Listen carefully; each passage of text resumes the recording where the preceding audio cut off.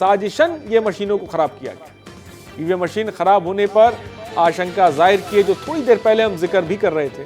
प्रशासन की कार्यप्रणाली पर सवाल उठ रहे हैं और ये तस्वीर कोई आगरा की नहीं है। पहले चरण में भी हमने देखा उत्तराखंड में कई मशीनें खराब हुई, उसके बाद दूसरे चरण में भी इसी तरह की खबरें हैं जब आगरा में ईवीएम मशीनें खराब हुई हैं। हमारे संवाददाता थोड़ी देर पहले बुलंदशहर से जुड़े थे जहां पर वीवीपैट मशीन में दिक्कत आई थी। तो इस तरह की दिक्कतें हर जगह देखने को ज्यादातर जगहों पे मिल रही हैं।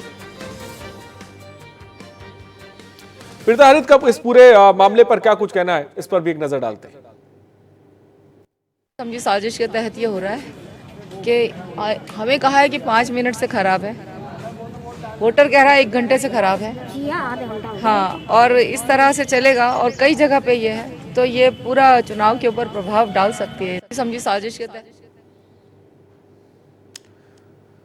तो दूसरे चरण के लिए मतदान जारी है, लेकिन मतदान के दौरान जो खबरें सामने आ रही हैं वो भी हम आपको बता रहे हैं। आगरा से खबर है जहां पर ईवीएम खराब होने को लेकर कांग्रेस प्रत्याशी ने एक साजिशन, ये तमाम चीजें हो रही हैं, ये जिक्र किया है और खासकर प्रशासन की कार्यप्रणाली पर भी सवाल उठाए हैं।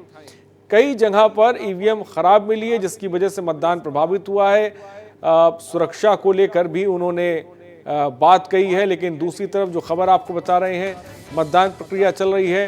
कांग्रेस प्रत्याशी प्रीता हरित ने साजिश की आशंका जाहिर की है। ईवीएम मशीन खराब होने पर आशंका जाहिर की है। प्रशासन की कार्यप्रणाली पर सवाल भी उठाए हैं। आगरा के कई बूथों पर ईवीएम खराब हुई है, मतदान प्रभावित हुआ है।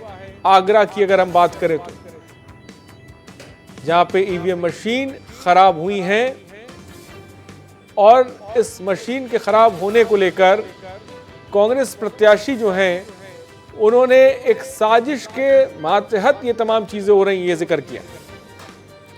कांग्रेस प्रत्याशी प्रीता हरित ने साजिश की आशंका जाहिर की है। ईवीएम मशीन खराब होने पर आशंका जाहिर की है।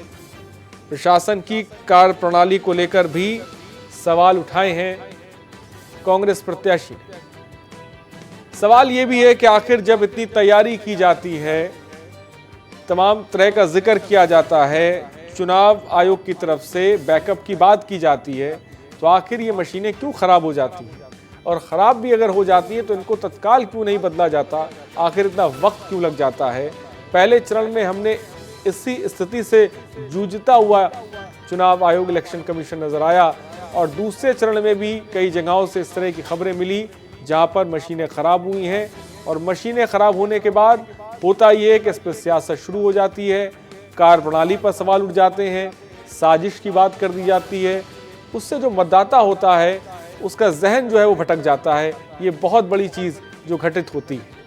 तो ईवीएम मशीन खराब होने पर आशंका जाहिर की है, लेकिन आशंका के साथ साथ कांग्रेस प्रत्याशी ने यह भी कहा है कि ये तमाम चीज़ें साजिशन की जा रही हैं। सीधे सीधे प्रशासन की कार्यप्रणाली पर सवाल कांग्रेस प्रत्याशी प्रीता हरित ने लगा दिए हैं।